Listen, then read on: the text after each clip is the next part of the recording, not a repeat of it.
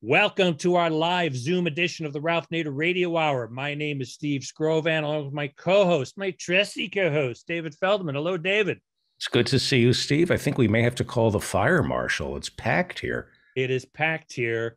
We will, we don't want to create any accidents, so we will, we'll keep within the number that we are assigned. I just also wanted to check in with the voice of our associate producer, who's really running the show today, Hannah Feldman. Hello, Hannah. Hello, Steve.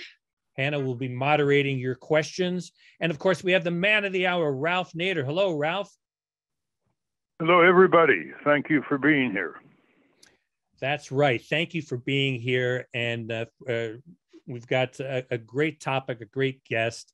And I'm going to set it up by telling you that when something bad happens, we can't see an obvious reason for it, and nobody did it on purpose. We tell ourselves accidents happen.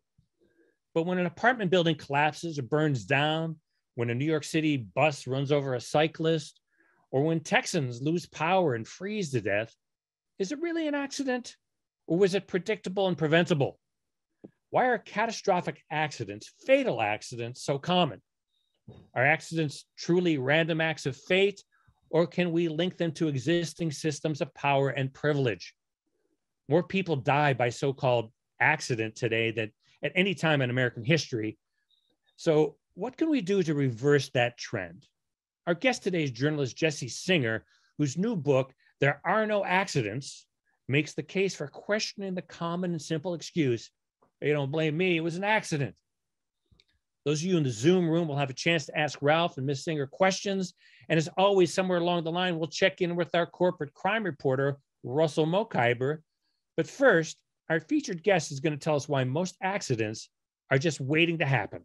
David? Jessie Singer is a journalist and author whose writing appears in The Washington Post, The Atlantic, Bloomberg, BuzzFeed, The Village Voice, The All, New York Magazine, The Guardian, and elsewhere. Her new book is entitled There Are No Accidents, The Deadly Rise of Injury and Disaster, Who Profits and Who Pays the Price. Welcome to the Ralph Nader Radio Hour, Jessie Singer. Thank you so much for having me. Welcome indeed, Jessie. I'm looking at Merriam-Webster's Collegiate Dictionary here, and under accident, they define it as an unfortunate event resulting from carelessness or ignorance, or lack of intention, or just by chance. They call it an unforeseen and unplanned event or circumstance. Well, that's why you wrote your book. And centuries ago, they didn't use the word accident. They used words like, it's God's will. That's the way it's written, and other similar phrases. When I read your book in Galley, I commented on it, saying the following, quote, myself, with deep documentation, Jessie Singer demonstrates how the false culture of, quote, accidents, quote, as, quote, unforeseen and unplanned events, quote, is a convenient cover for corporate crimes, negligence, and sheer greed. Whether on the highways, in the workplaces, or in the marketplaces, Singer illuminates how powerful interests could be acquired in many ways to prevent or mitigate the horrific casualties which now are profitably blamed on their victims. After reading this book, you'll recoil when you hear the word, quote, accident, end quote. Now, just to anticipate some people saying, what do you mean? I mean, what if a meteor comes from outer space and hits a car crowded with passengers? That's obviously an accident. Well, you're not referring to those kinds of things. You're referring to environments that are human-made, corporate-made, government-made, that set these conditions which lead to death, injury, and disease. And you don't just define these situations in injury terms, you also define them in disease terms, such as, for example, the lack of planning for the COVID epidemic, or the opiate epidemic with the Sackler family and others. So let me just let you inform the audience, first of all, why you wrote this book following the loss of a dear friend, and what you think this book represents in terms of a turnaround in our culture and our civic action and our holding perpetrators accountable. Thank you so much, Ralph. That's a great question. It's not a happy story how I came to write this book, but hopefully something will come of it. The story for me begins in 2006. My best friend, Eric, who was 22, a high school math teacher in New York City, was cycling along a separated biking and walking path on the west side of Manhattan. He was killed by a driver who mistakenly turned on to that path. That driver was drunk and speeding, and they went to prison. But the genesis for this book really occurred 11 years later, when a different man rented a truck and followed the exact same route, this time intentionally, not mistakenly, turning onto the same path.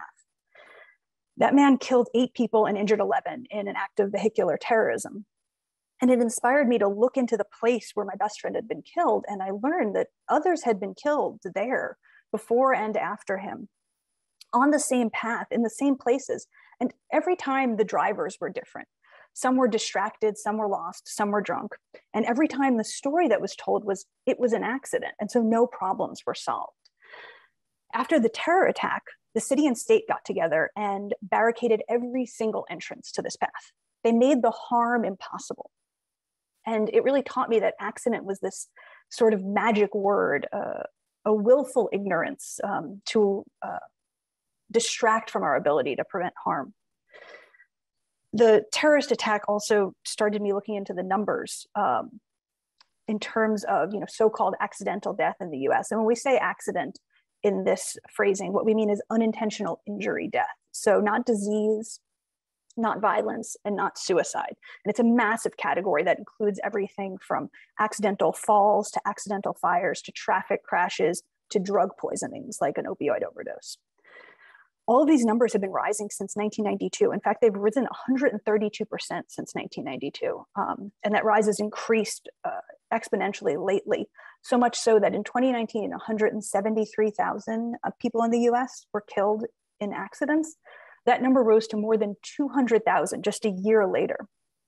And it's super important to note here that that rise has not been seen in other wealthy countries. And I think the most important thing to understand about these accidents is that they're supposed to be random, like Ralph defined. But if that were true, injury-related death would fall randomly across the US, but it does not. And this is especially true for the accidents that kill us most, where policy and infrastructure make a difference between life and death, the safety of our homes, the safety of our roads, the safety of our workplaces. For example, Black people are killed in accidental fires at more than twice the rate of white people. Indigenous people are struck by cars at more than twice the rate of white people.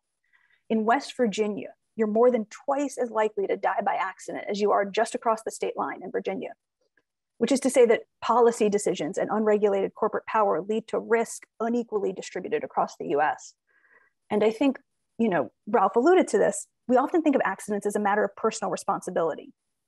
I screwed up or they screwed up, I would have done it differently. But it's actually a matter of risk exposure. And these class and racialized differences in accidental death demonstrate that we're not all exposed to the same risk. Well, there's an accusation I'm going to make against your book. I think it's a gross understatement.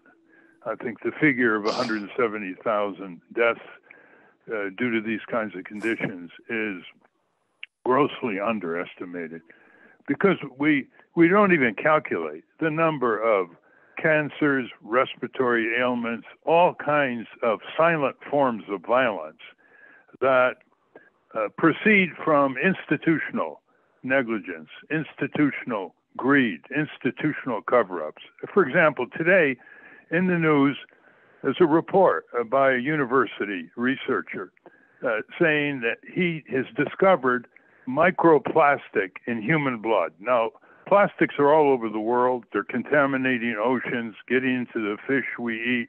These are microscopic plastics.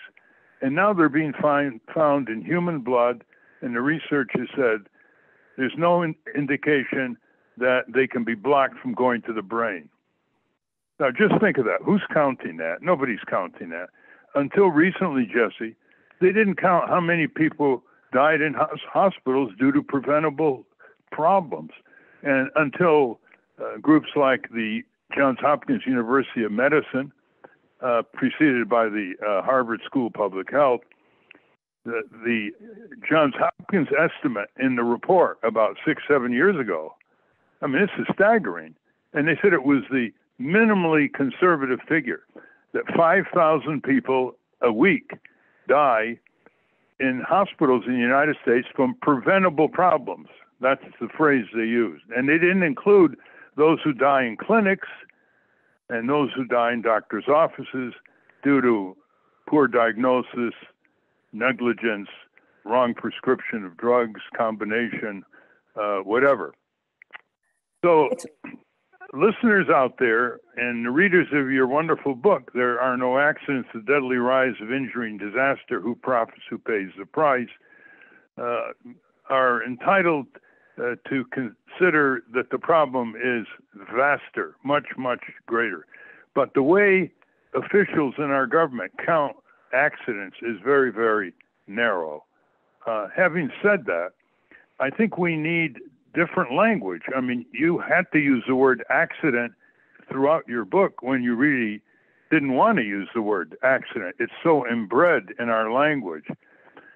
We know what a Molotov cocktail is, and we ought to start thinking about the phrase corporate cocktail, which is one part greed, one part power, and one part technology, because so many of these deaths and injuries and illnesses come from corporate power, run amok, cutting corners, covering up, whether it's the Boeing company or the Sackler family and their company, whether it's Johnson & Johnson's dangerous products, whether it's all the polluters around the Gulf of Mexico contaminating the water and the air with deadly toxics.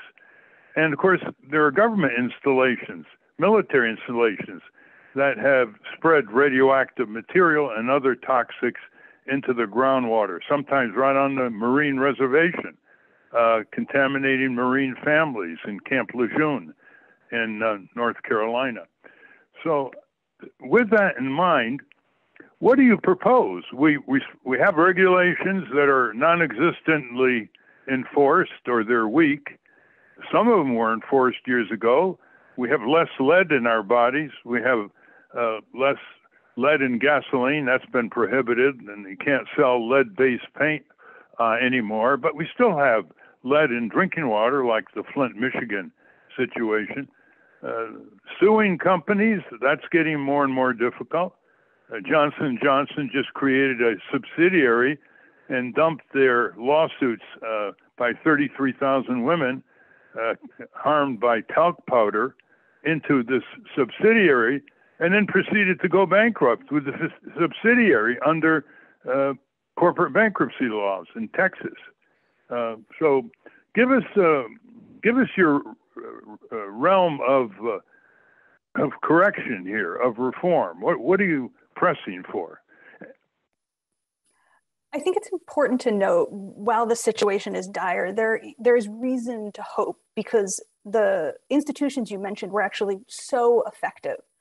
We know that accidental death tracks with income inequality from the Industrial Revolution to today, but after World War II, we see the country rebuild build the social safety net and create later systems of regulation. And as a result, accidental death fell for decades. It fell until 1992. And what we're seeing today is the after effects of Reagan defanging those regulatory systems and dismantling the social safety net. But we have examples throughout history where giving accidental death a cost causes a decline in accidental death. After the Triangle Shirtwaist Factory, Worker deaths declined with regulations about the built environment of the workplace and a cost on accidental death. Air travel is the safest form of transportation because it's the most regulated. Deaths under anesthesia used to be really common, and they got less common because a series of large-scale tort cases cost the hospitals a lot of money, and they created new rules about training and the amount of hours an anesthesiologist could work. Same thing with child iron poisoning. When we regulated the packaging of those pills, the accidents declined. And so we're in a situation where we force corporations to pay now, or we pay more later. Like today, corporations externalize these costs, and we pay for the cost of accidental death in healthcare and in road repair and emergency services. So big picture, the solutions are, rebuilding our regulatory agencies and restaffing our regulatory agencies so people are protected from corporations. But also, I think rebuilding the social safety net so that people can afford to better protect themselves. If that's a little counterintuitive, it is to say that you can afford to buy a safer car, or you can afford to not take the most dangerous job or live in the least safe apartment. The thing that makes me most hopeful, though, Ralph, is that accidental death, injury-related death, is largely simple. It's not cancer or COVID, which is to say we know how to prevent the vast majority of accidental deaths. There are a million ways to do it, and so you can do it locally. You can advocate for traffic calming and public transit expansions to reduce traffic crashes where you live. You can fight for safe injection sites and the free distribution of Naloxone, which arrests an accidental overdose in your community, and accidental overdose deaths will decline. You can fight for things like ADA accessibility with ramps and grab bars, which will reduce the impact of accidental falls, or the regulation of local fire safety requirements like sprinklers and self-closing doors in apartment buildings, which will reduce accidental fire deaths.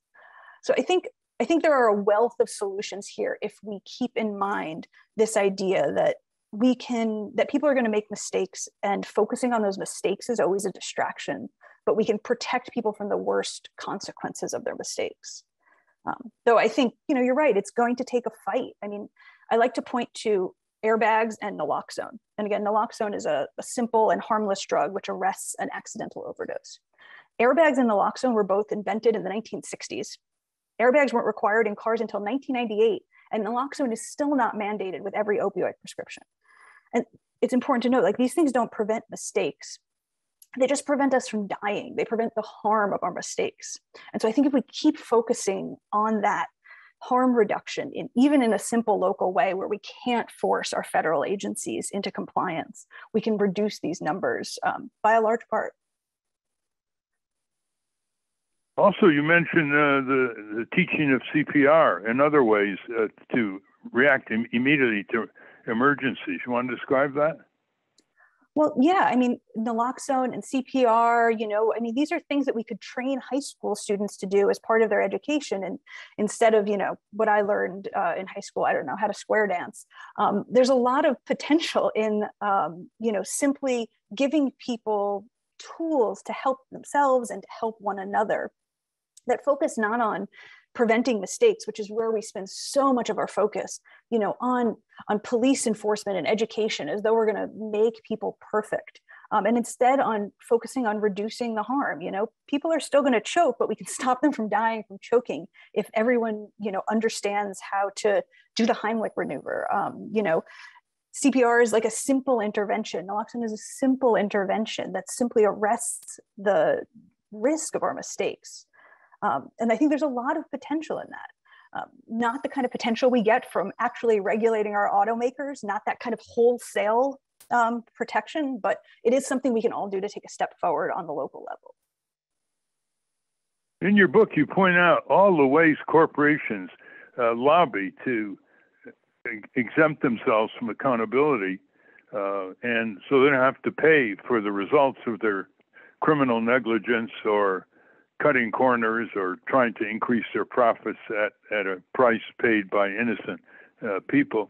And one of the lobbying groups that's working as we speak in one state legislature after another is called ALEC, A-L-E-C. It stands for American Legislative Exchange Council. heavily funded by the Koch brothers and other corporate interests. And they draft bills and go around to lawmaker offices to get them introduced, and they've gotten some enacted. The only counter to that came from Professor Joel Rogers' group at the University of Wisconsin Law School, who would draft bills to counter ALEC.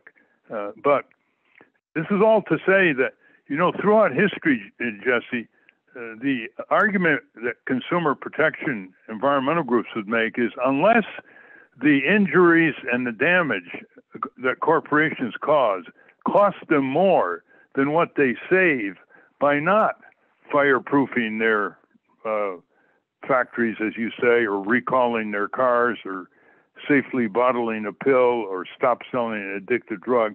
They'll keep doing all these bad things, all these traumatic things. And that's what we have to do. The rule of law for safety is to force these companies to internalize the costs that they are inflicting on other people, pollution, defective products, so forth, so that the costs exceed the remedy, which is the corporation becoming safer in its products and its workplace. I recall once when I was in law school, you may not know this story, Jessie, but you're free to use it. There used to be thousands of railroad workers killed every year in the late 19th century. Thousands, because they would be trying to couple railroad cars. And you know what happens when they get between the railroad cars, and the railroad cars crush them to death. And an inventor developed what was called an automatic coupler, where they didn't have to get between the heavy railroad cars. And the railroads finally decided that it was cheaper to put in the automatic coupler than to pay the results of the workers' deaths and the disruption of their operations. And what happened? All these deaths were prevented completely because the workers never had to get between these railroad cars. So that's what has to be the approach in the 21st century, because there are tremendous advances in safety that are never used. Detect contaminants, for example, the detection technology is spectacular. And all of these cases that you put in your book and other reports were eventually associated with ways that they could have been prevented, but the government didn't require it. The lawsuits weren't filed to require it. The conscience of the CEOs didn't require it. And people continued to die, get injured, and get sick. So let's talk about the tort system. What's your take here? I wanted to ask you a question about this because, well, obviously the tort system, is in dire straits, and groups like ALEC have been reducing our ability to sue corporations for a long time under the guise of tort reform, which I'm sure all your listeners know, but if you don't really know, is a very bad thing that limits your ability to sue corporations to protect yourself. And so groups like ALEC have been passing legislation across the country that limits in insidious and small ways your ability to sue, like a law that limits product liability to 10 years. So if a product is over than 10 years and it harms you, there's no way to sue. And if it's your washing machine, you might be like, no big deal. That's a fair life for my washing machine. But it's been applied in instances like an amusement park ride, which is obviously supposed to last much longer than 10 years. And there was a story in Ohio where one broke apart and killed a number of people. And there was no way to sue the company that created this ride, which corroded and was known to corrode and rust because of these tort reform laws. But one thing I wanted to talk about is, so we're seeing a rise in traffic fatalities right now across the country. We're also seeing a much faster rise in pedestrian fatalities. And this is happening because vehicles are getting larger and more powerful, and therefore they're safer for drivers and much more deadly for pedestrians. And obviously this is a complete failure of NHTSA to regulate our automobiles to protect pedestrians. And that's why in Europe and Japan, pedestrian fatalities are not rising, they're declining while they're rising here. But tort suits often represent consumers. And so I wanted to know what you thought, Ralph, about, how we protect pedestrians from these bigger cars, and like if there's a tort possibility to protect pedestrians from these bigger cars when they're not the consumer, but they are the victim of like. Well, as Joan Claybrook has pointed out, there are ways to make drivers in these vehicles able to see better, both back and forward and sideways, and there are ways to improve the protection of pedestrians in terms of crosswalks. And there are ways to design cities that can be more pedestrian friendly.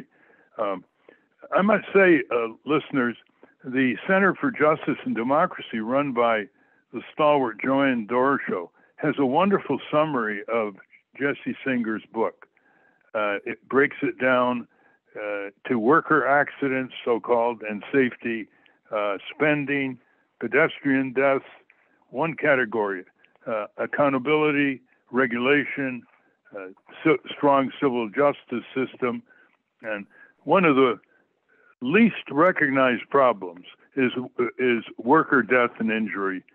Under workers' compensation, state laws, they get so little when they're totally disabled. The most heartbreaking letters we receive are from these workers, and the system has failed them completely.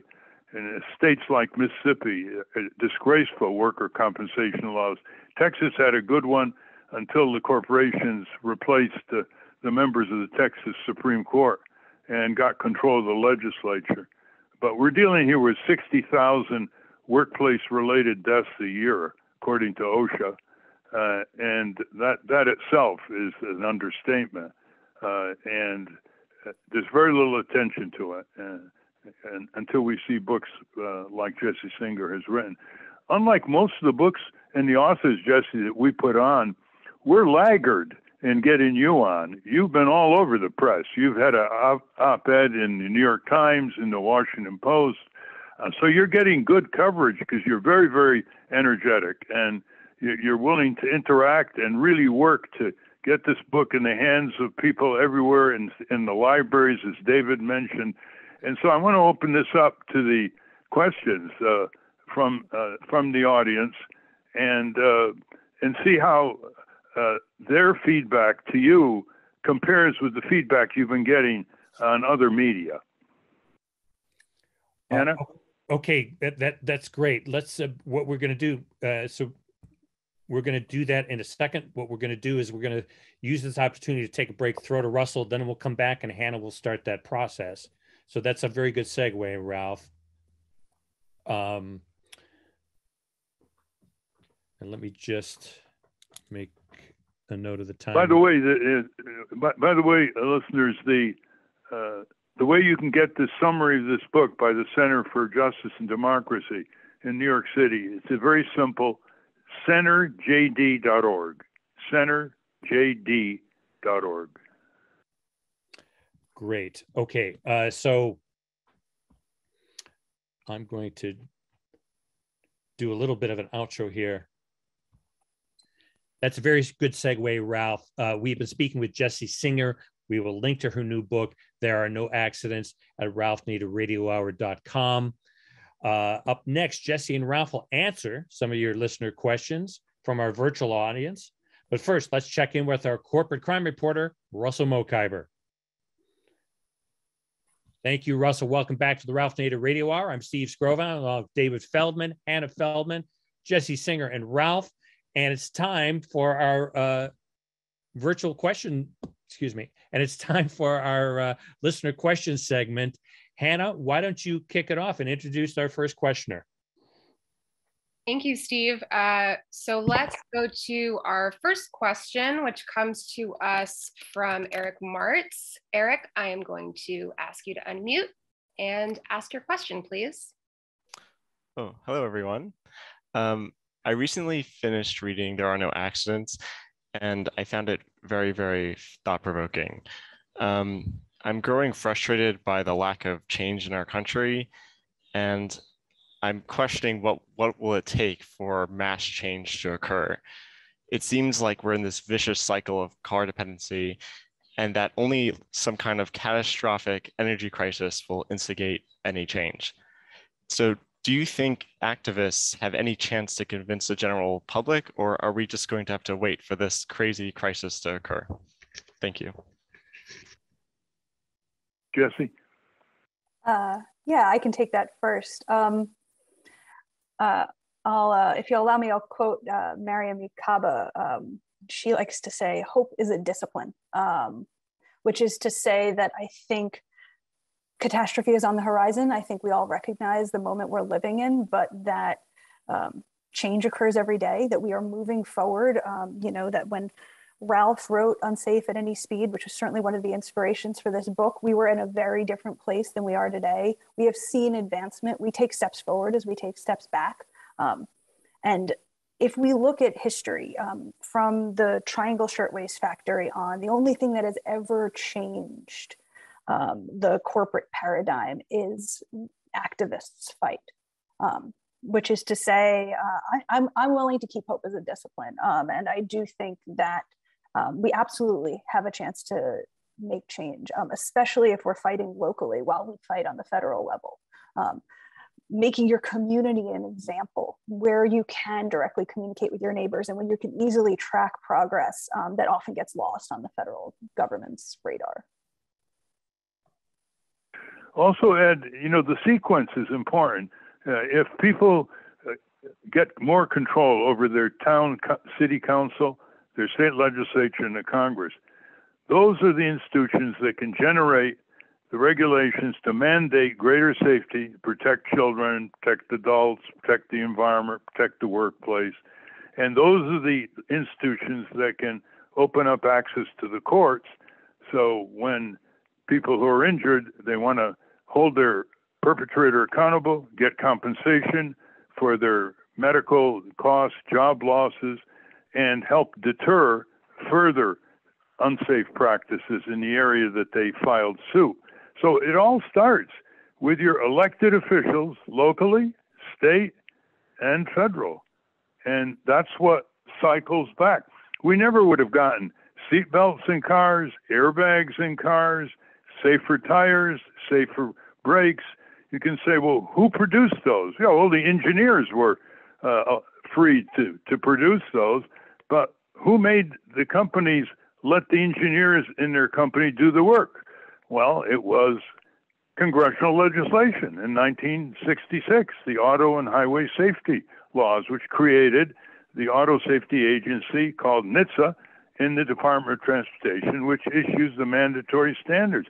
When you get a notice that your car is going to be recalled, how did that happen? No notice comes from your car dealer. It didn't start with your car dealer. They never used to recall cars because the car manufacturers told the dealers to forget it.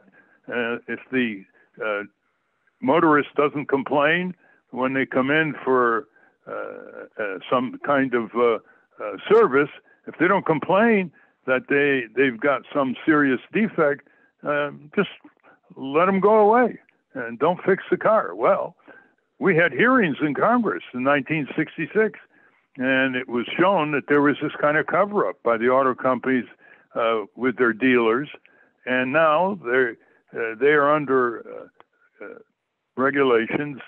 It doesn't always work, but the regulations to recall cars. I remember the first recall was about 7 million Chevrolet cars for sticking throttles. That's quite a frightening thing, and the throttle sticks. And GM had to recall 7 million cars, and that publicized the right of motorists to have their cars recalled and corrected at the expense of the auto company. So Hannah, why don't you take us to our next question? Thank you for that, Eric. Great. So real quick, Russ, I'm going to ask you to tell me how to pronounce your name properly, and then I will introduce you if you'd like to unmute. No, thank you. This is Russ Kenzior. It's a Polish name. Hello, Ralph and Jessie. We often hear terms like unsafe, or just the term safety, and it's oftentimes used in partnership with the word accident. And so my question is, we live in a world of word soup, and words, of course, have meaning. How would you define the term accident, and how would it be different than the term incident or events, which are oftentimes used in the risk and insurance industry? It's a great question. And I think a lot of the grounds for this book is kind of seated on how tricky the definition of accident it is. And for the book, I use and try and unpack the dictionary definition. And notably, it has two definitions in the dictionary, and they contradict. One, it's a random event, and the other is it's a harmful event, which means that once it's an unpredictable random event and a predictable outcome, harmful. So based on that confusion, there's really quite a lot to unpack, but it gets even more complicated because studies show that when we hear accident, the word, we don't actually think about either of those definitions. We think unintentional. And I think this is because, especially in America, we live in a society that is built on blame and punishment. And so when we hear accident, we think unintentional because it's a word that provides a little absolution from that constant pressure. But also, this is exactly what we get wrong about accidents.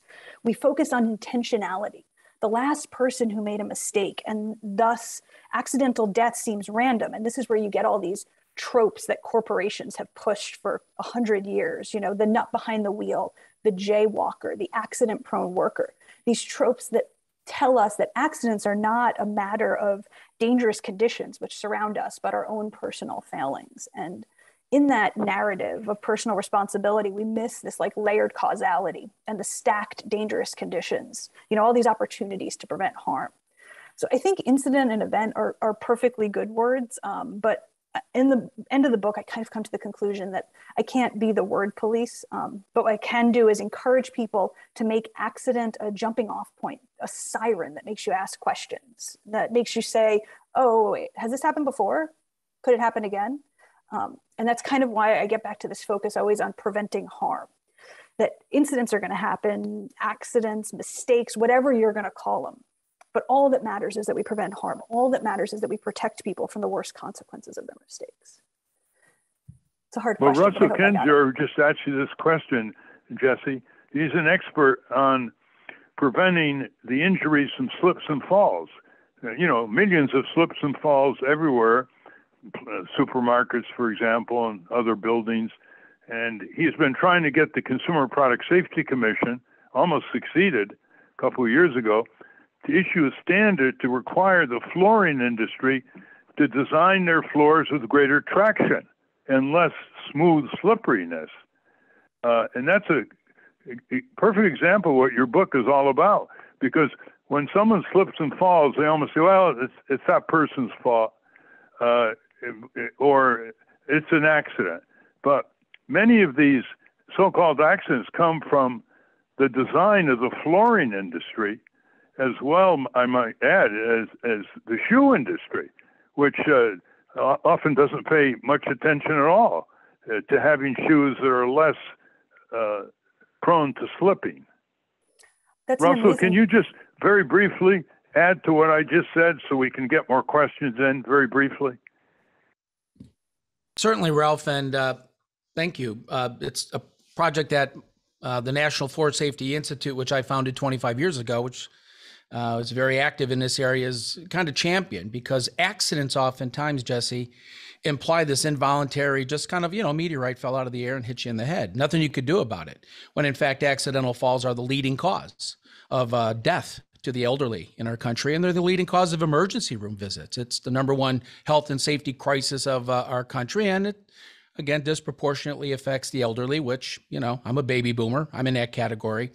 But it's a growing problem, and what we have found is very, very strong opposition from industry to adopt any standards relative to the safety of floors, cleaning chemicals that oftentimes make floors slippery, or footwear, as Ralph noted. A very, very strong opposition, and you're right. Ralph is right. We almost won a couple years ago. It was one single vote by one of the Trump appointees that kind of doomed our petition. But I want you all to know we will be back. We're coming back with our 3 petitions, and we're going to continue to keep pressure on our government to hold manufacturers accountable for accidental injury. Well said, Russell. Thank you. All right, Hannah, who's next? Well, our next question comes from Ali Sadat, and this is, I think, an excellent follow-up. So Ali, if you would like to ask your question, take it away. All right, thank you so much. Hi, everyone. My question is, are there any industries that are more prone to accidents than others? Maybe like finance, auto, or like big oil? And thank you so much. That's a great question. Jessie, you want to take that? Yeah, sure. It's a great question. It's a little complicated, again, by the fact that accident means so many things. When we talk about accidental death in particular, the vast majority are medical, falls, and traffic crashes. So they're the fault of the auto industry, the fault of big pharma and the hospital industry, and the fault of, like we're talking about, flooring and shoemakers as a result of an aging population. But, one thing I talk about in the book is that most of the time we die by accident. We die in ones and twos, in a traffic crash, in a fall, these isolated incidents, but that occasionally there are big and almost always corporation-induced large-scale accidents. And I'm talking about, 3 Mile Island, the Exxon Valdez, the BP oil spill, and, the kind of more everyday, but still incredibly effectual, like chemical releases and methane releases that really affect people, predominantly people of color, predominantly low-income people who live near these places. And those are almost, those big, large-scale accidents that have kind of an immeasurable effect are almost always within the energy industry. Specifically, the meat and poultry processing industry, you know how fast those production lines are. They have to pass on 70 chickens a minute. Those have high rates of injury. The lumber industry has had high rates of injury. I think OSHA would have that information if you want to follow it up in Washington. All right, very good. Thank you for that. Hannah, take us to the next one. Thank you. So our next question seems very appropriate considering the American Museum of Tort Law is helping put this live taping on. Our next question comes to us from Scott Campshafer. Hi, I'm glad to be on today. And I was just curious, do you see the civil courts as being an effective means of addressing much of the problems you outline in your book, Jessie? I see them as a hugely important tool to affecting the problems outlined in the book. One of our very few recourses. And as perhaps a good point, I'd like to bring up a case that I'm pretty excited about.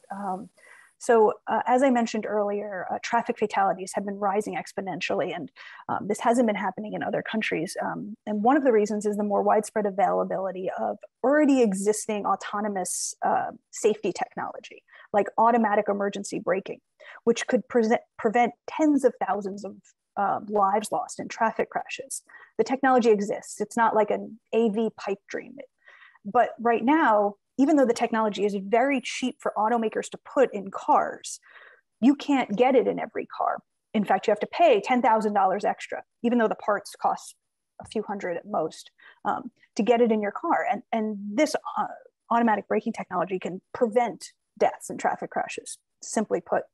And so there's a case that the Arizona Supreme Court has recently allowed to go forward, a tort case where someone was killed in a rear end crash.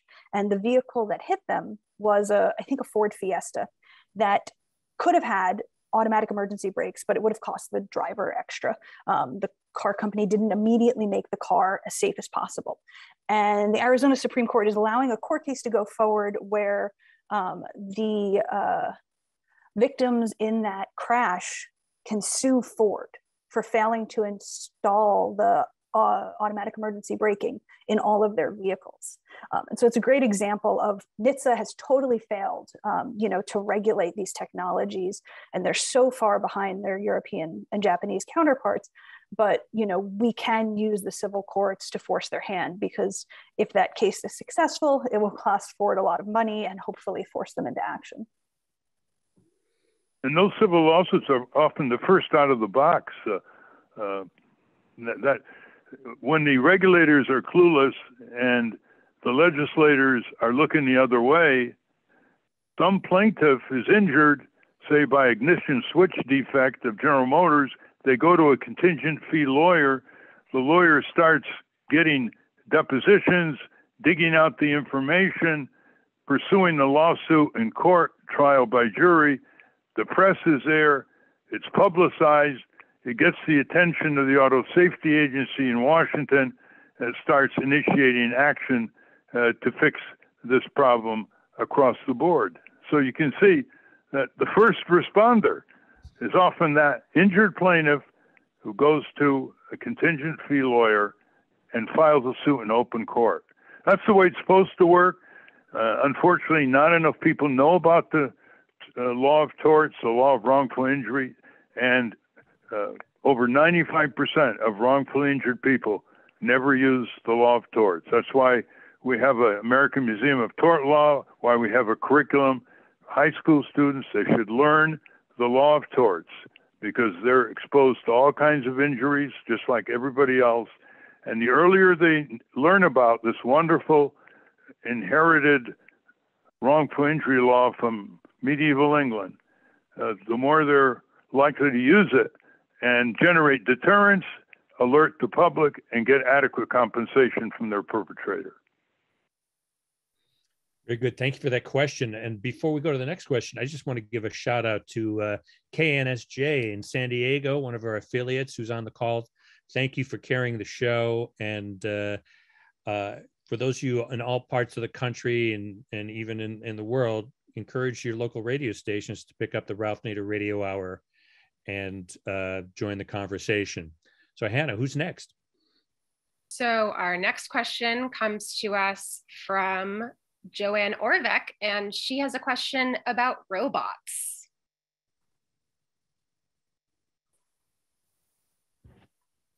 Yes, thank you for listening to this question.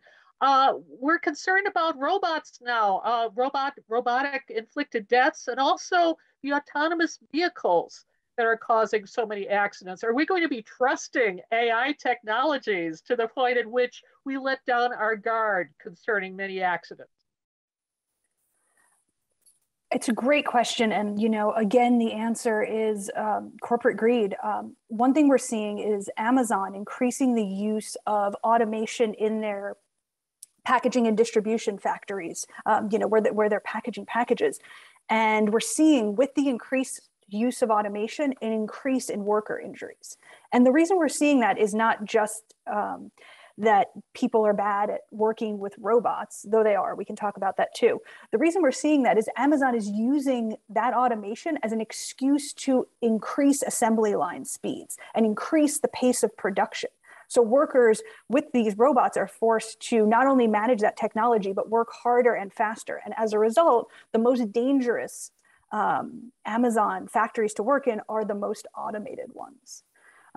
We also see an increased reliance on automation in planes and in cars in really dangerous ways. There's kind of been a method in planes and cars as we add automated technology to make humans the monitor of the robot. You know, the plane flies itself, you watch it in case something goes wrong. The car drives itself, and this is what we saw in that horrible Uber Arizona crash that killed a pedestrian. You know, someone was charged with watching the car. And, you know, human behavior specialists will tell you we're really bad at this. We're really bad at monitoring a robot to make sure it's behaving. But this is pretty beneficial to corporations to just have a person there to watch their work, and that person can effectively be blamed when things go wrong, which is what's happening in that Uber Arizona case where the test driver, you know, someone charged with monitoring a robot is being charged in a fatality, even though Uber disabled the automatic emergency brakes on that vehicle. So I do think it's a real danger. There are already product liability lawsuits against Tesla because of its autopilot out of control. And in answer to your question, there are going to be more lawsuits on so-called autonomous vehicles, which are really pie in the sky. We're not going to see fully autonomous vehicles for many years, but there are autonomous brakes, there are other semi-autonomous parts that are already in cars. And when they fail, they can be subjected to the accountability of the law of torts. Thank you for that question. And these questions are great, by the way, and concise and to the point, like we requested. So thank you for following those admonitions. Hannah, who's next? So our next question comes to us all the way from Norway. And I'm going to ask Joe to provide me with his last name, and then I will introduce him properly.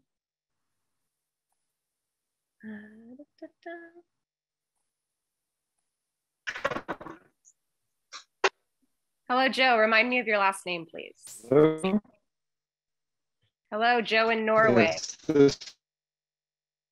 Bushi. Bushi. Bushi. Bushi? Yeah. It's Bushi. Joe Bushi. Excellent. Thank you. So I am going to introduce Hello? Can you hear me? And then Bushi. Okay, great. And Yes. then I'll mute you to get a clean introduction for you, and then I will ask you to unmute again. And all right, so I can't speak. you know what, you're pretty glitchy. All right, let's try this real quick. Our I next, have a bad connection. did you want me to read your question for you? Sounds like Steve, you're muted. Yeah, why don't you do that, Hannah? Read the question for Joe, because he's got a bad connection. Great, sounds good. Our next question comes to us from Joe Bushy. He asked me to read it. His question is, are there any international consumer rights groups working with the International Criminal Court to hold corporations globally to account? Ralph, you should take that one. Well, there are coalitions like Consumers Union in the U.S. that puts out consumer reports, is part of an international coalition of consumer groups in the Netherlands, in England, in Germany, France, Norway, and other countries around the world. They have some sort of federation that links them, so they exchange all kinds of ideas and publications, but there aren't enough of these groups. The corporations are organized to the teeth. They've got all kinds of international trade associations, international lobbies, and there needs to be more consumer organizations working across national borders. That's one reason why our American Museum of Tort Law went virtual. It's because it now can be seen from anywhere in the world. You can take a tour, a 1-hour tour, by going to tortmuseum.org.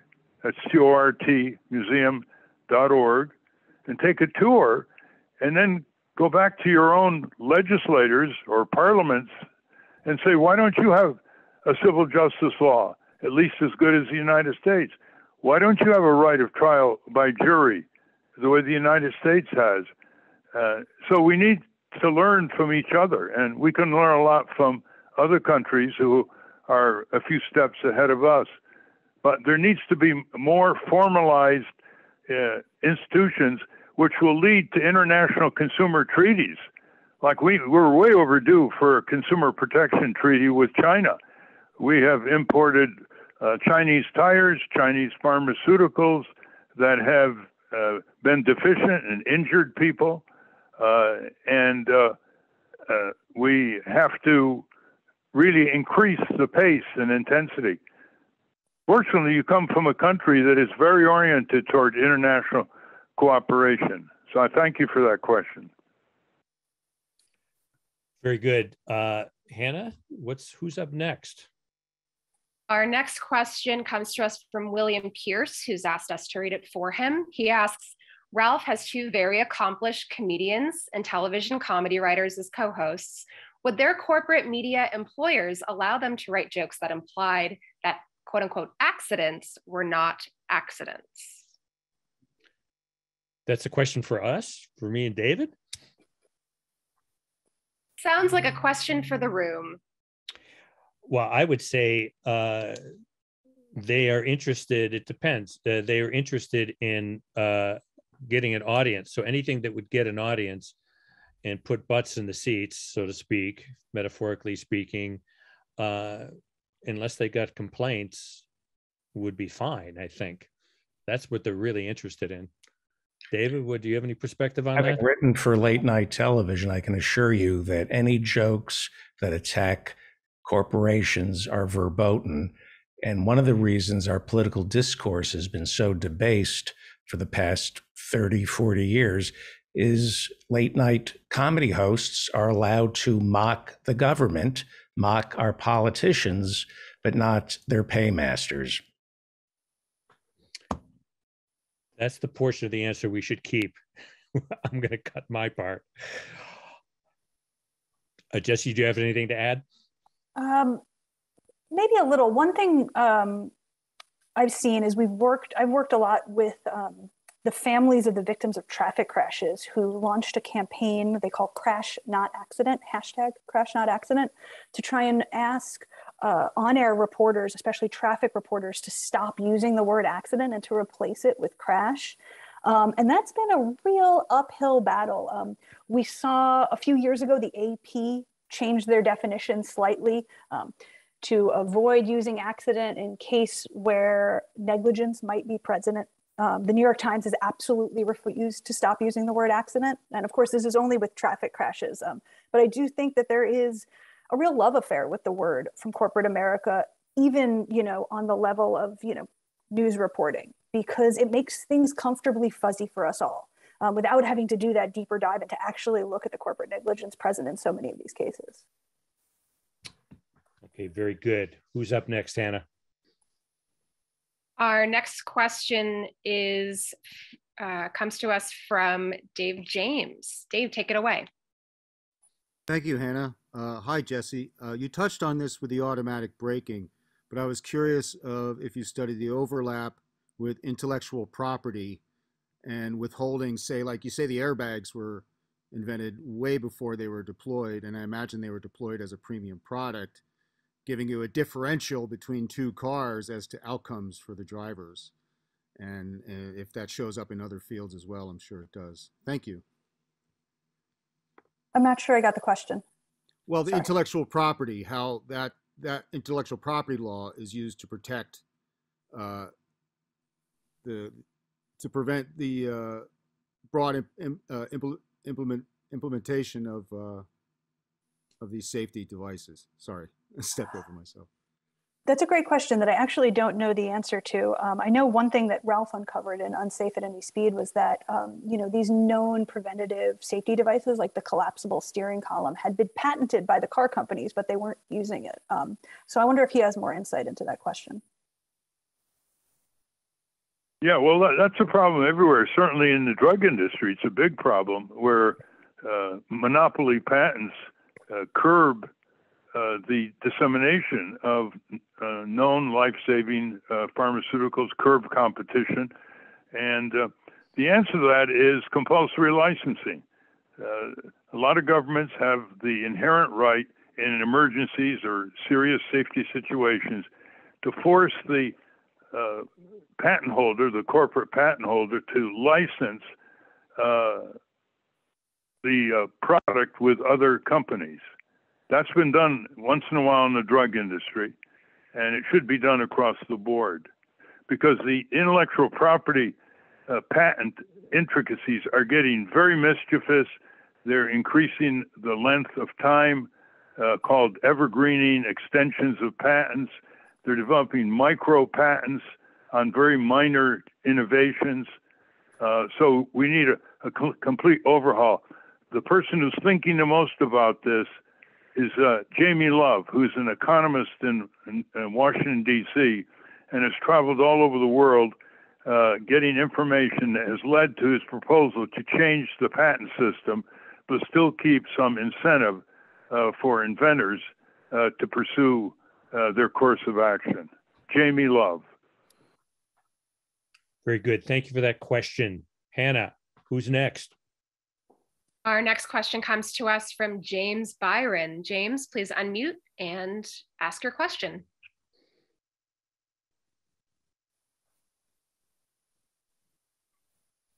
Hi, thanks for the opportunity to ask my question. So I'm wondering about the Ukraine and Russian war going on and the possibility of accidental nuclear war taking place, and just would be interested in your thoughts about what the accidental possibilities might be for accidental nuclear war. Thank you. So international relations is well outside my field, so I'm going to pass it to Ralph. But one thing I wanted to point out is that when we talk about accidents, when we talk about injury, what we're talking about is energy. So when you make a bigger car, the injury on impact is going to be bigger because there is more energy released on impact, which is, of course, the problem with nuclear power and nuclear weapons. The energy doesn't get bigger than this. And so the consequences of our mistakes are uncalculable and hugely consequential. But Ralph, you might have more thoughts on that. Yes.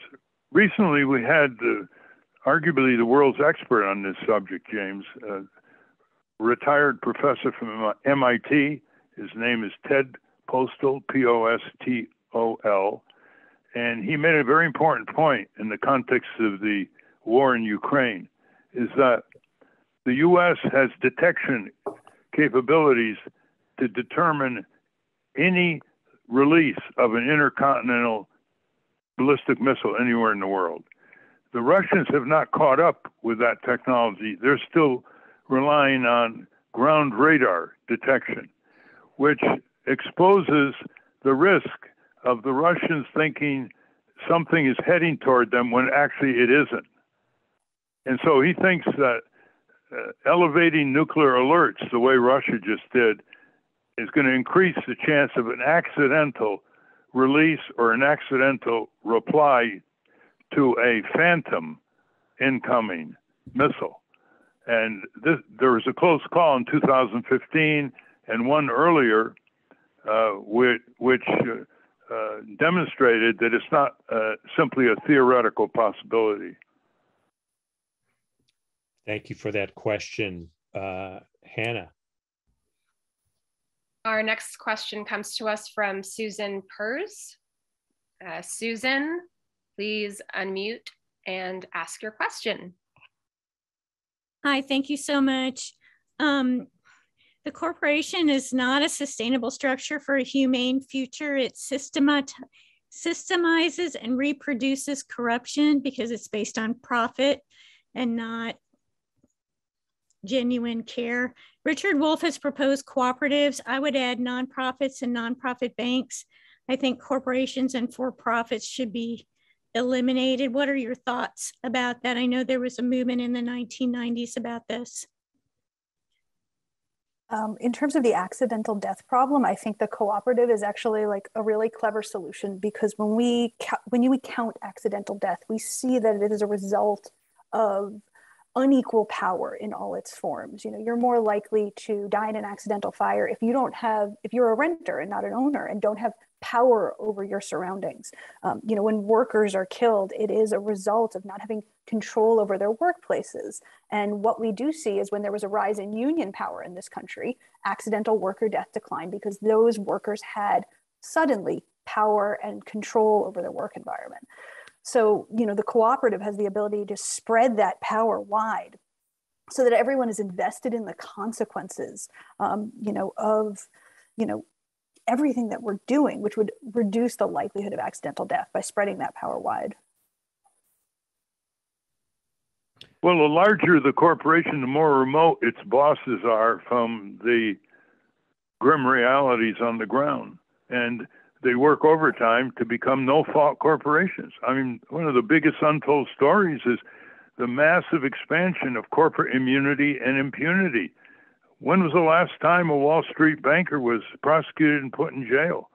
The whole collapse in 2007-8, not one corporate executive was prosecuted and put in jail. Nobody at the top of Boeing who produced the strategies of cost cutting that led to the crashes in Indonesia and Ethiopia has been prosecuted. So we're dealing with a very serious concentration of immune power. It's bad enough to have concentration of power, but immune power, and that's what we have to address. I always thought that local economies are more accountable than multinational corporations controlling local economies. And the magazine, YES, chronicles the expansion of local economies in food, health, energy, transportation, banking, tens of billions of dollars. And every time you patronize a local business, you're reducing the sales of the giant banks or the giant oil companies. All right, very good. Thank you for the question. I'm going to just jump in here. We have plenty for our radio show. I'm proposing that we go an extra half hour and answer some more listener questions that we can either put in our wrap-up section, or we will distribute along other shows to keep promoting the book and promoting this idea. So what I want to do now is just do our little wrap-up of the show. Everybody stay where you are. We're going to get to more of your questions. And if we don't get to your question live on the show, we will have a record of it in the Q&A, and we will try as best we can, no guarantees, to maybe present them to Ralph or Jessie at a future date, and get as many of them answered as possible. We really appreciate your participation. This has been a great session, and really appreciate how well framed your questions are. So David, why don't we just do... Yeah, I just want to say the questions are amazing, and you're going to be on the show, so make sure you go into your address book and let all your contacts know that you're going to be either on the radio show or the podcast, and get the word out. All it takes is to just go through your contacts and spread the word. There's no corporate funding here. This is all grassroots. Right. So we're going to do our closing, and then everybody stick around, and we're going to do another half hour of questions before we depart here. So here we go.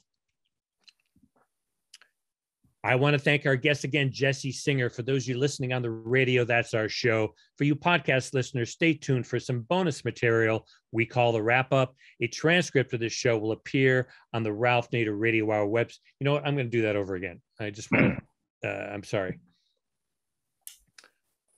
I want to thank everybody for such great questions. And I want to thank our guest again, Jessie Singer. For those of you listening on the radio, that's our show. For you podcast listeners, stay tuned for some bonus material we call the Wrap Up. A transcript of the show will appear on the Ralph Nader Radio Hour website soon after the episode is posted. Subscribe to us on our Ralph Nader Radio Hour YouTube channel. And for Ralph's weekly column, you can get it for free by going to nader.org. For more from Russell Mokhiber, go to corporatecrimereporter.com. The American Museum of Tort Law has gone virtual. Go to tortmuseum.org to explore the exhibits, take a virtual tour, and learn about iconic tort cases from history. And be sure to check out their latest program on how litigation on brain trauma is changing the future of football. All that and more at tortmuseum.org. Ralph Nader wants you to join the Congress Club. Go to the Ralph Nader Radio Hour website, and in the top right margin, click on the button labeled Congress Club to get more information. We've also added a button right below that with specific instructions about what to include in your letters to Congress. The producers of the Ralph Nader Radio Hour are Jimmy Lee Wirt and Matthew Marin. Our executive producer is Alan Minsky. Our theme music, Stand Up, Rise Up, was written and performed by Kemp Harris. Our proofreader is Elizabeth Solomon. Our associate producer is Hannah Feldman. Our social media manager is Stephen Wendt. Join us next week on the Ralph Nader Radio Hour, when our guest will be Vidya Krishnan, author of Phantom Plague, How Tuberculosis Shaped History. Thank you, Ralph. Thank you, everybody. And listen to the advice, please. Spread the word to more radio stations and other media outlets to carry this program. It it talks about issues that you don't hear about in the mainstream media, and also proposes remedies, corrections, reforms, redirections, changes based on your civic action. Great. Okay, so that's now we have a show, and we're going to just continue on with some questions for about another half hour. And and before we do that, Ralph, I just want you to say the word COVID a couple of times. COVID-19. Okay, very good. That's just a sound check there. Jimmy, you know what to do with that. So Hannah, why don't you cue us to our next question? Great. So our next question comes to us from Anthony Concepcion. Anthony, please unmute and ask your question. Hello, Ralph. Hello, Jessie. My question is about engineers and what we can do to take responsibility for the things that we design, and for the companies to take us seriously when we make suggestions, because I'm referring directly to the Surfside condominium collapse, where actually the engineers were actually partially held at fault for what happened, but their suggestions weren't really taken into account when there was fears about what's going on. That's not, the foundations weren't strong enough, and the company didn't act fast enough to prevent the tragedy. That's a great question. And I think, you know, something we haven't seen, but I would really like to see, is for engineers to become activists. You know, I think it's a staid profession, somewhat, you know, buttoned up. And there's so much potential, you know, there's so much that the public doesn't understand about engineering, and there's so much potential for engineers to be the whistleblowers and to be explaining this to the public, and you know, really sounding the alarm, which I think we saw a little, you know, after that building collapse in Florida. I put a lot of hope in that ability. We've successfully gotten whistleblower protection laws at the federal level and some state levels. So there have been engineers who've taken advantage of that and to protect taking their conscience to their workplace. So look up the whistleblower protection laws. That's one. The second is the engineering professional organizations like the American Society for Mechanical Engineers or the American Chemical Society. They should be asked to stand up for demonstrations of engineering conscience around the country. Don't take them for granted that they won't do anything. Call them out. They have a professional code of ethics, and you can attach your whistleblowing to that professional code of ethics. And then thirdly, there's a book out by Rania Milleron, Milleron, called Engineering Ethics, Politics, and Whistleblowing. Excuse me, it's called Ethics, Politics, and Whistleblowing in Engineering. And has all kinds of case studies over the years and what engineers are professionally obligated to do and how they can get it done. So look up that book and look up the whistleblower laws.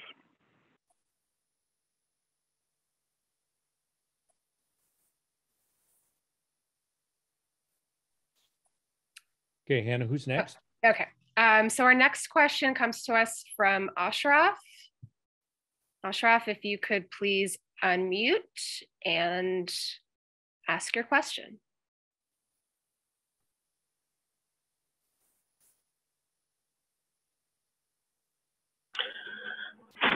Hello, everyone. Can you hear me? Yes. Thank you for giving me the opportunity. It is a privilege to attend this meeting. So my question is about the lack of public transport. I came from Bangladesh, and the public transport is the main transport. In 2017, when I came here, the first thing that struck me is the lack of public transport. And not only that, but it's a large country. To go from one point to another, walking is not even an option.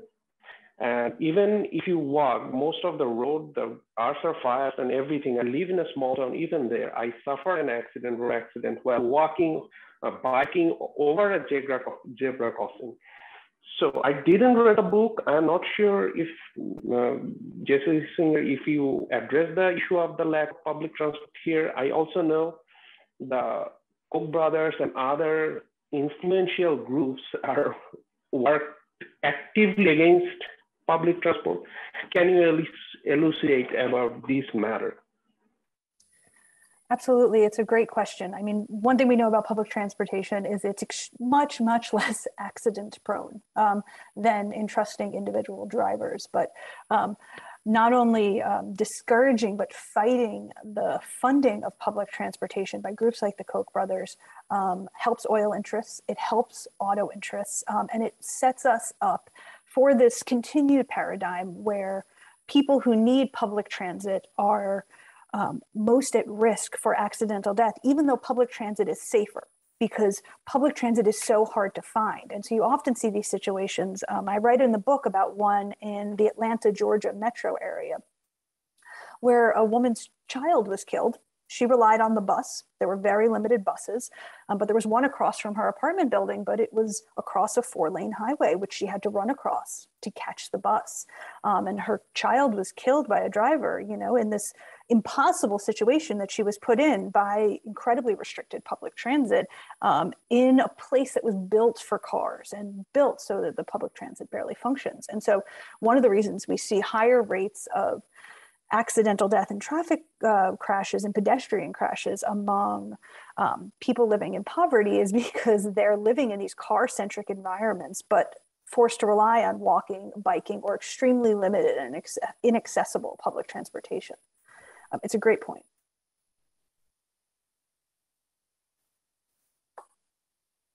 Next question. Okay, Hannah, yeah, give them the next question. Great. So our next question comes to us from Angelo Trevisono. Angelo, please unmute and ask your question. Thank you. My question is if the panelists have any other ideas beside the ones mentioned today on how narrative, language, the process of storytelling can help society shift or at least consider the dominant paradigm from one of humans making mistakes, as we mentioned, to another one of just recognizing and preventing dangerous conditions from the first place. You mentioned crash, not accident. We all know about jaywalking. As recent examples, do you have ideas on how we can use our language and communication to just really make something click in our minds from like a psychological perspective? And this question just stems from Donella Meadows' book, Thinking in Systems, a Primer, and how systems change can be really amplified through thinking about and creating new paradigms. Curious to hear your thoughts. It's a great question. And I think it's a challenging one because it involves us really patiently telling stories, right? I mean, like narratives you mentioned, like the jaywalker or the nut behind the wheel, they're intoxicating. They make us feel better. Seemingly random injury is terrifying to us. And when we find someone to blame, when we find a bad guy, we feel instantly better. It's relieving. And so we're fighting against like a real psychological urge. And I think the best way to do that is to keep telling these stories, to telling the long, complicated story of how things go wrong and how people get hurt when things go wrong. And never stopping reiterating the point that we can protect people, even if they screw up, even if they're bad people, even if we don't like their decisions. And I think one of the most important sections of the book for this reason is the section on the opioid epidemic and the accidental overdose crisis and the accidental disease transmission crisis that have followed. Because what's happened there is there are simple resources that prevent these things: clean syringes and naloxone. They're cheap, they're easy to distribute, but we don't distribute them because we tell a story about people who use drugs, that those people are bad people. And so counteracting that narrative with assertions of humanity and human stories of making mistakes is probably the most important thing we can do, and kind of never letting that narrative that personal responsibility will save us all and we should all somehow solve our own problems even as corporations and societies put us at huge amounts of risk, always resisting that narrative, I think, is an important part. I may add that it's surprising how little the word corporate is used when writers talk about corporate generated harm and damage and casualties. You look up the index of a lot of these books that expose wrongdoing, and they almost have no entry under corporate and company. Therefore, the focus is not on the institution. So, for example, they use the words white-collar crime. I would use the word corporate crime. They use the word private sector. I would use the word corporate sector. When corporations beam television programs directly to little kids, seducing them into buying junk food and junk drink that develops obesity and all kinds of ailments early in life, or they are selling them violent programming with interactive opportunities for these kids to participate in the mayhem, I would call these companies electronic child molesters. We should use the word corporate coercion, where they make people sign these fine print contracts where they give up all their rights. I would call that corporate coercion, corporate crime. We have to use those words. And the caller's quite correct. And you don't get the story right unless you describe the originating perpetrator. Very good.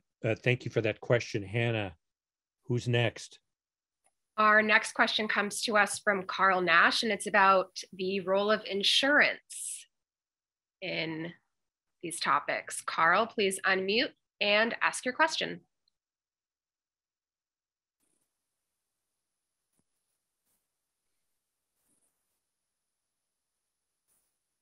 The late 19th, can you hear me now? In the late 19th century, the occurrence of building fires increased as gas and electric utilities were installed in them. These were unregulated as to both equipment and its installation. The fire insurance industry was hit with dramatic increases in costs and reacted by forming the National Fire Protection Association, which wrote and set standards for equipment used for gas and electricity and how it is installed in buildings, and set insurance premiums based on compliance with those standards. The standards were later adopted as government building standards. Using this as a model, I wrote a paper arguing that if auto insurance had to pay the real total cost of losses from crashes, such as the estimated 10 million plus for a death, there would be little need for government regulation of auto safety, because insurance costs for unsafe cars such as Corvettes and Mustangs would be completely out of sight. Why didn't you discuss insurance as a potential regulator in your book? Thanks, Carl. First, it's great to hear from Carl Nash. Also, my answer is not very good, which is that the original draft of this book was more than 200,000 words, and I have an editor, and insurance was one of the things that hit the cutting room floor. I really wanted to take the conversation of of dismantling the idea of accidental death as slow as possible and make it work for as broad an audience as possible. And that in general involved spending less time on regulation, as a solution, and less time on all of the solutions. But I think it is an unfortunate omission, and the example you give is a great one. Yeah, what Carl's pointing out is the principal objective of insurance is loss prevention. And they should price their insurance in accordance with reducing the number of claims by making workplace and products safer. Back in the 19th century, one of the biggest problems in the new factories were boiler explosions. And an insurance company in Hartford, called Hartford Boiler Insurance Company, would go in with their engineers and they would say, unless you adopt these safeguards, we're not going to insure you. So the companies had to adopt the safeguards. And in recent years, the insurance companies have become financial institutions rather than engineering loss prevention institutions. They're more interested in their returns on their investments and all the cash that they put in their reserves, and less interested in engineering criteria for covering their policyholders. Liberty Mutual has a history of talking about this and actually doing something about this in the workplace, but we ought to bring in the insurance companies and call them to account here. They're more than just check writers and check depositors. They've got to be focused on loss prevention, which helps, of course, them, fewer claims, but it helps society become safer. All right. Thank you, Carl, for that. Hannah? Yes, our next question comes to us from Margaret Walsh. Margaret, if you could please unmute and ask your question. Hey, guys, thank you. You know, you're the world-class reporters. And Jessie, thank you. Most accidents incur medical costs. If Medicare for All promptly paid the medical costs, might the focus then shift towards prevention and liability? Might the federal government someday seek restitution for those medical costs if someone was found criminally liable for the accident? Thank you. Absolutely. I mean, I think this is a great case for Medicare for All, you know, and not only because right now corporations externalize the cost of accident-related death and injury to individuals and to the healthcare system at large, but also, and Ralph will probably be able to speak to this better than me, but we've seen tort cases around cigarettes where municipalities were able to sue the tobacco companies for the medical costs of the constant care of the consumers of their products. So I think there's a lot of potential there. That's also happening now to a lesser degree in the opioid tragedies. Well, where governments are saying, look, you know, you're costing us all kinds of money for dealing with sicknesses that your reckless conduct or marketing promotion have caused. All right, thank you for that question. Hannah, who's next? We've got a few more minutes left. Yes, so the next question comes to us from Ronnie Hula. Again, correct me if I pronounced your name incorrectly. So Ronnie, if you could please unmute and ask your question. Good afternoon, Jessica. Can you hear me? Yes. Yes. Oh, okay. I got off because I didn't know if my laptop was working. I'm very fascinated by your book, and also because of Ralph talking. But I want to know what your impression was of Atwal Gandhi's Swiss cheese effect on incidents versus accidents. Do you know what I'm talking about? I know about the Swiss cheese model, which I reference in the book. I don't know if I know if Gandhi changes it at all. But can you elaborate how if you believe it or don't believe it, or how you think it affects things? Or I wanted your input, and also Ralph's input on it also, please.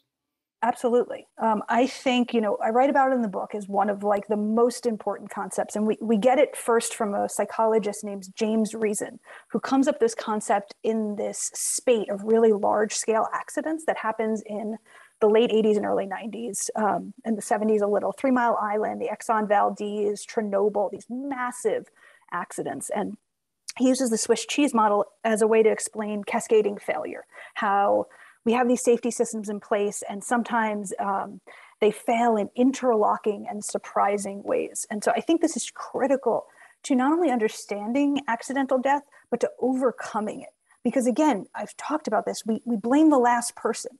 Someone dies by accident and we're like, oh, that one guy screwed up. And in that, we don't prevent anything.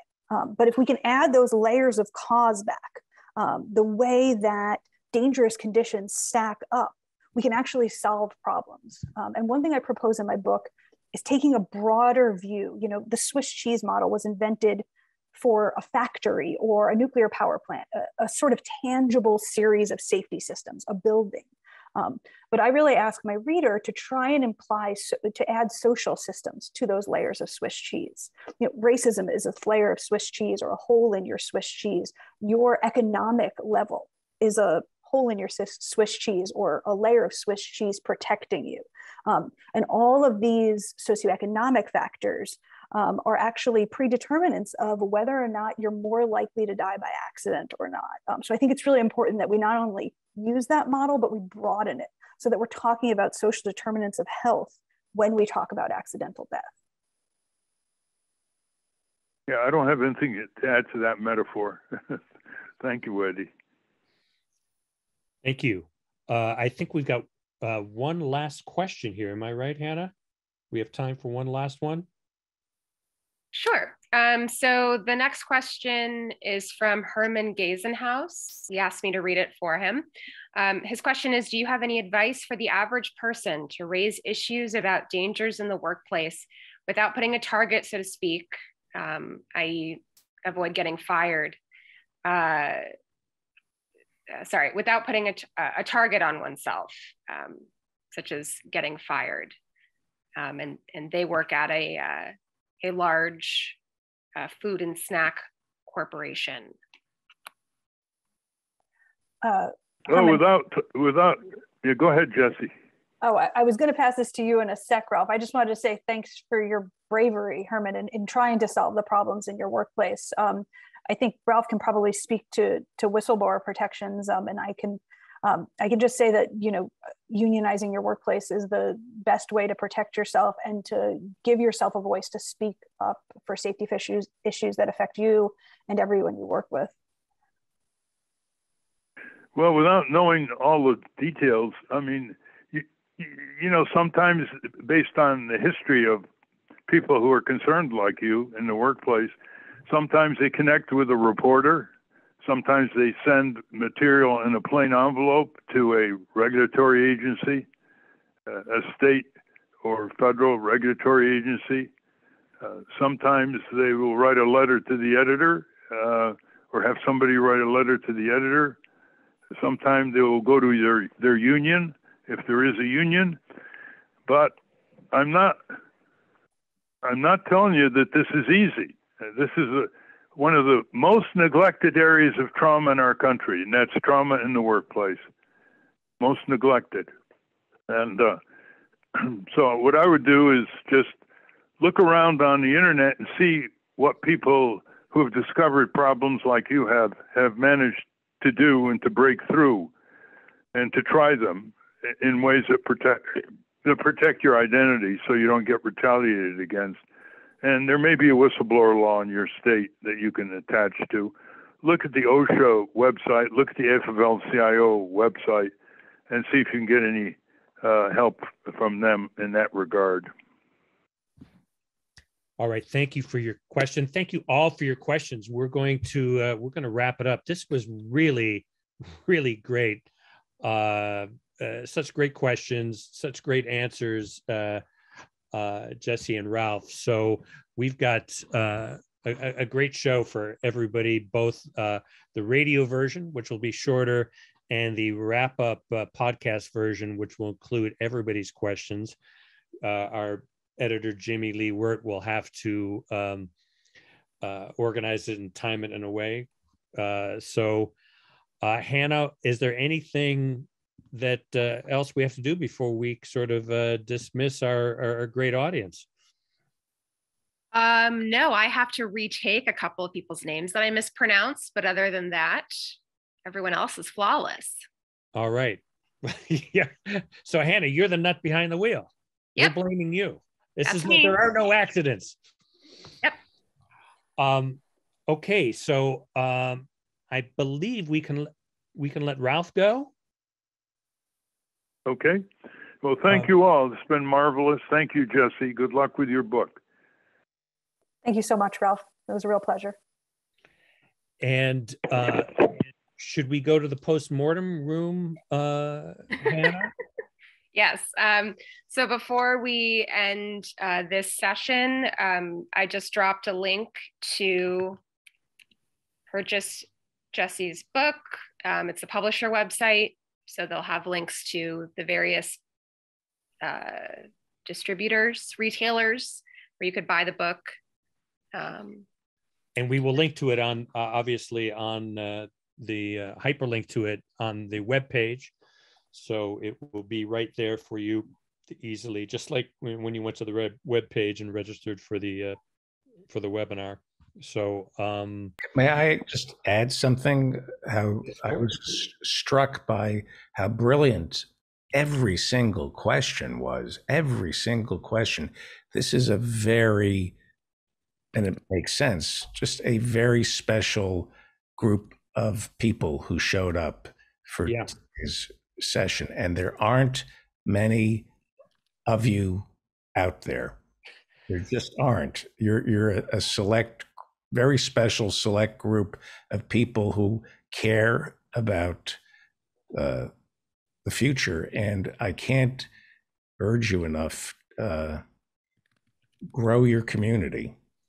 It's a bottom up. It's not top down. It's bottom up. Buy the book and make connections. Buy books, give it to the library. Always support your library.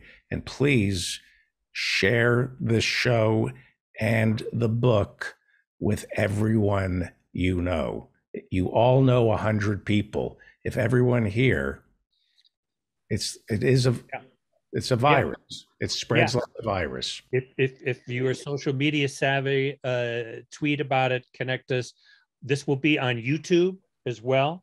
So so you can see at least Jessie and my faces and Ralph's icon up there. And I have to say we're both pretty good looking. David, I'm not, And this is me after tons of work being done. Yeah. So thank you all for coming from all over the country, all over the world. And yeah, David's right. We have a special audience. But there are no accidents. We've cultivated a very intelligent and thoughtful audience. And so we thank you all for being here. And we hope to do this again with other guests, and hope you'll be able to join us. So I think the rest of us are going to retire to another room, right, Hannah? That's the after party at Vanity Fair, I believe. Yeah, that's right. That's right. Yes, we'll wrap up. How do we do that? You call David's personal phone number at 555. No, we will leave here. I will end this session here, and then we have our the link to the team meeting room. It's in the email. Yep. Okay. Let me just add one more time. I hate to harp on this, but there's still people left. If you want to thank Ralph, the best way to thank Ralph is by spreading the word. Yeah. Getting the word out. That's the best way to thank Ralph Nader, is spread the word. Yeah. So Jessie, if you could join us in that room just for a moment.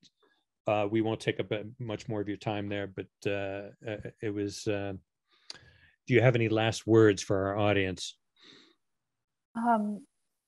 It was such a pleasure to be here, and obviously such an honor to interview Ralph for this book. If you didn't know, he's in the book, and it was such a pleasure to be here today. So thank you all so much for hosting me. If anyone wants to get in touch, I am at Jessie Singer NYC on Twitter. And I really appreciate all the fantastic questions today. It was an insightful conversation. Thank you.